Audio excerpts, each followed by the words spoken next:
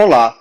Ao observarmos os números da pandemia aqui em Pernambuco, percebemos que, de fato, os números estão em queda, tanto em casos quanto em óbitos, o que é excelente.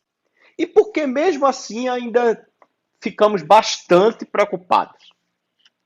Porque quando a gente observa o mundo, nesse painel de risco, vermelho significa risco alto, amarelo, alto, moderado a alto, e verde, baixo. Quando a gente observa os dias monitorados, percebemos que o mundo vinha com a tendência muito boa em direção ao risco verde. No fim de junho, volta a crescer. O que isso significa? Isso é taxa de ataque de infectantes a cada 100 mil habitantes. Ou seja, estamos infectando mais gente, espalhando a pandemia, apesar de a média de ataques nos últimos dias estar em constante. É como se tivesse uma taxa de contágio baixa, mas em expansão em todo o território mundial. Isso é visível quando a gente observa os diagramas de risco e, por isso, os diagramas não sugerem melhora tanto no risco mundial quanto no Brasil, que nem oscila durante todo esse período pandêmico, e em Pernambuco, que mesmo com a ligeira indicação de queda, ainda está em patamares altíssimos. E por isso a preocupação.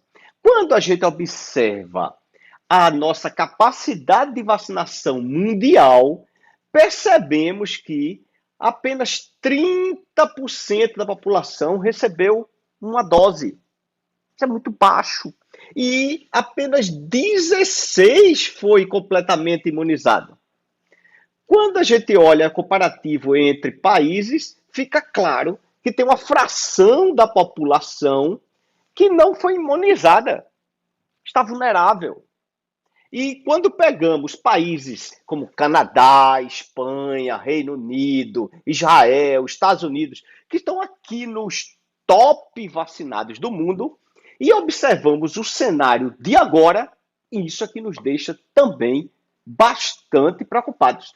Por exemplo, Israel, que estava numa boa zona de risco verde, nos últimos 26, 27 dias, entra numa curva em tendência diária ao risco vermelho muito perigosa. Tanto que alguns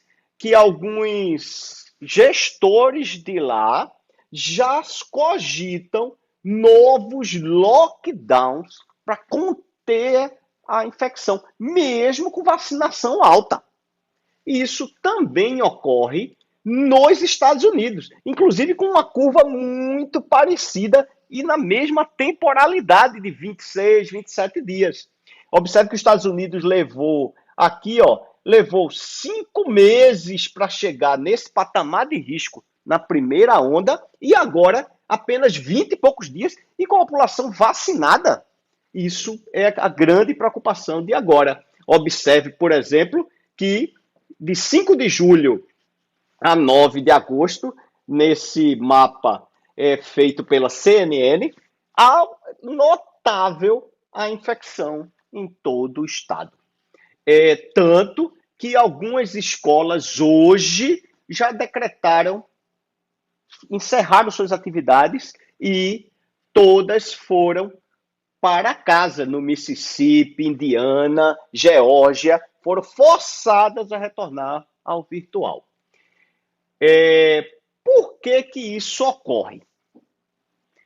Quando a gente observa a Europa em si, que também está razoavelmente bem vacinada, há essa mesma tendência na França, Itália, Espanha, que teve até uma ligeira melhora agora, mas o risco ainda é altíssimo. Suécia e até o Reino Unido, que era um bom caso de exemplo, já mostra uma sugestão de volta ao risco vermelho.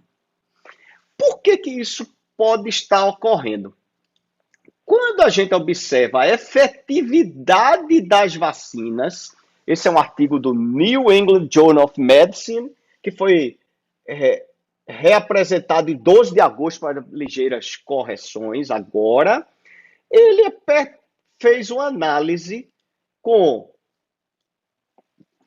os 3 tipos de vacina e comparando as variantes de antes com a de agora. E todas elas tiveram queda na efetividade das vacinas. Com a primeira dose, a queda é muito maior, 20%. Então, por exemplo, quem tomou essa vacina, com essa queda, fica 70% da população vulnerável.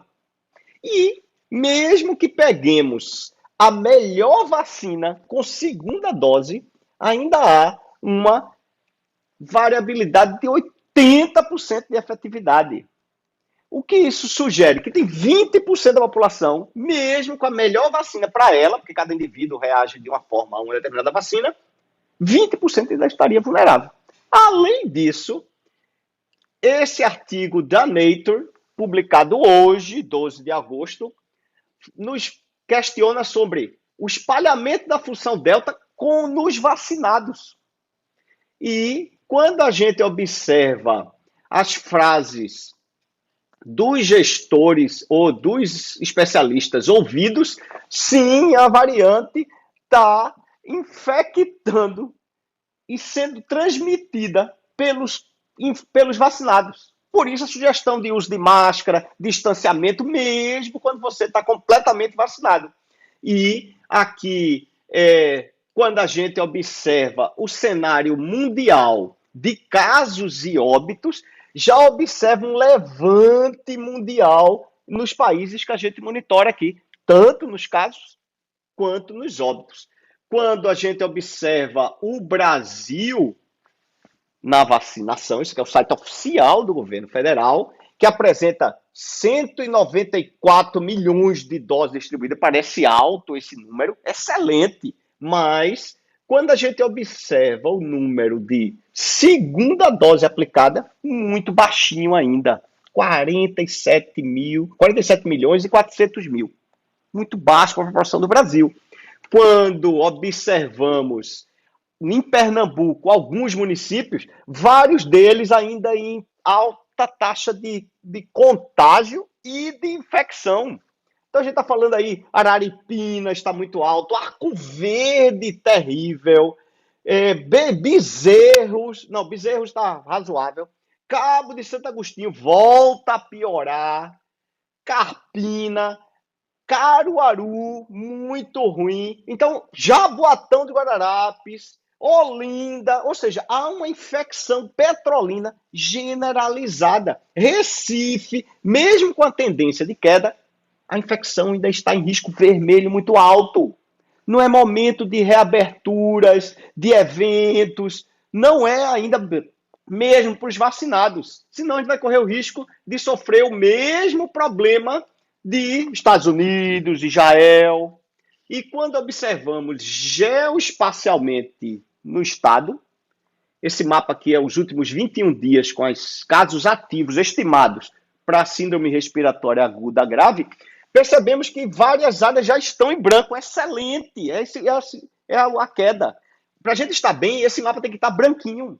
Observe que as áreas ainda estão em alta e em todo o território, o que sugere que a infecção ainda está presente no estado. E com aqueles dados que observamos de Israel e dos Estados Unidos, deixa a gente extremamente preocupado, mesmo com a boa campanha de vacinação e com a quantidade de vacinados que estamos tentando alcançar. Ainda é muito cedo para quaisquer comemorações. A pandemia está presente.